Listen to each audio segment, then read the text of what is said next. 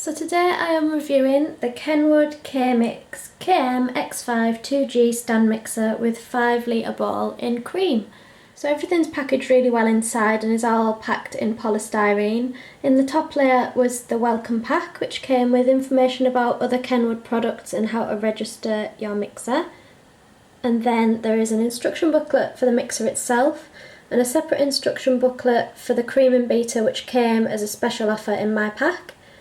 Then there are 6 recipe cards for ideas to use with the mixer, 3 are savoury and 3 are sweet. And lastly there is a spatula and a spanner.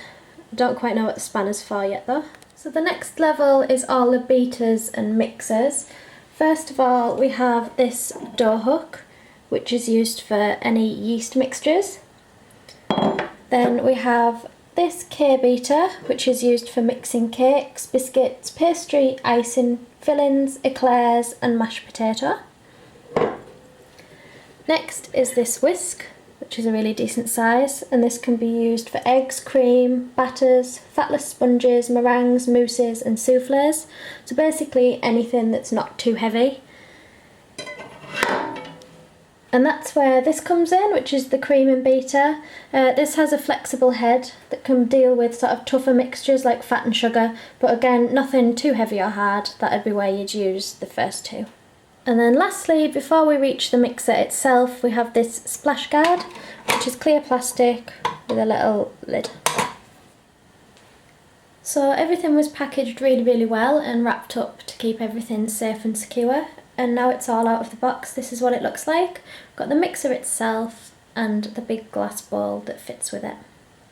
As you can see, it looks really good. It's really smart for standing on your work surface. And the bowl that comes with is very big and has all of your measurements on the sides. It has millilitres on one side and cups and fluid ounces on the other. The cord for the plug isn't as long as I would like personally, but it's manageable. It's not short by any means, but just for where I had it set up it wouldn't reach, so I've had to move it around slightly. And as someone who doesn't really like reading instruction manuals, it's very straight to the point, very simple. Everything's numbered, everything's bullet pointed, and it's really easy to follow. So once plugged in, you know everything's up and ready to go when this light comes on. This is your on-off switch and it allows you to change the speed settings of how fast your mixers are going to spin. The mixer itself is really heavy, but it's really durable and really easy to use. To tilt the head back to attach one of your tools, there is a lever underneath at the back here which simply clicks up and then allows you to lift the head back. Just to show you how easy it is to attach one of the heads, I'm going to attach this whisk. This simply slots into the hole underneath the mixer head and locks into place with a little twist, and that's it secure and ready to go. So the bottom of the bowl fits perfectly into the well in the base of the mixer. I just need to carefully place it underneath the whisk, drop it into the well and twist until the handle of the bowl is lined up with the locked image on the bottom, and that's secure and ready to go. Now I just need to lift this lever again and drop the mix head down, and the light comes on showing that everything's in place, ready to start. So just to show you there, you can see the locked and unlocked images on the bottom of the base there, and you just need to line the handle up, ready to go. So when you've got all your ingredients in the bowl and you're ready to start mixing, you can simply start it off by twisting this knob on the front, which will start everything off. And you can adjust the speed simply by clicking it round further and further, right through all 7 settings, and that's maximum speed.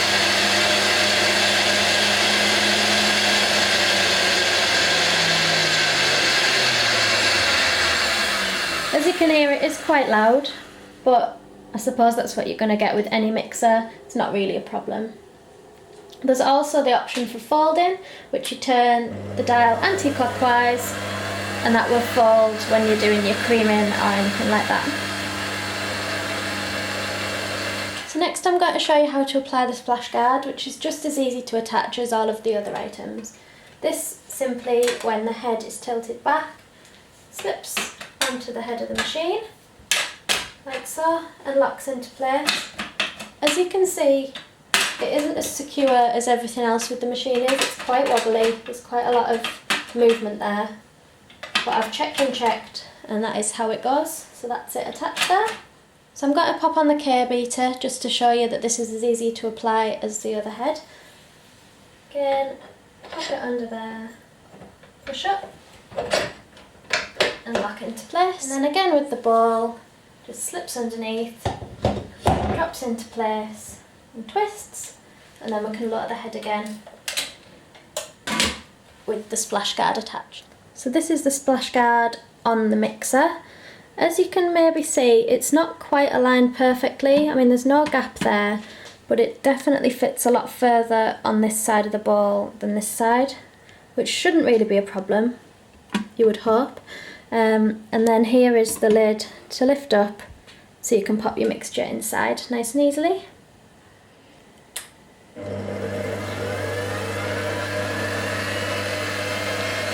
Taking everything apart is just as easy as putting it all together. I'm going to switch off at the mains and you see the light goes straight out. Then we just need to tilt the head back again and remove the ball, which is probably the hardest thing to remove, I find, due to its weight. It comes out quite easily.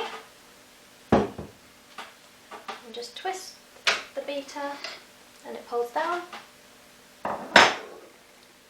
And the splash guard should just click off, like so. And then that can now be ready to clean when you've finished baking, and your mixer can be put away or left out on your worktop because it does look quite smart.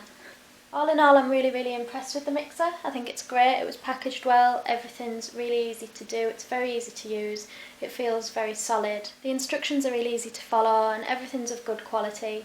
Feels like it does a really good job. I was also pleased to find that the spanner that comes in the box isn't necessary, it isn't really used for setting up the product or using it or anything like that. It's simply if you need to make any adjustments to any of the heads, which really you shouldn't do.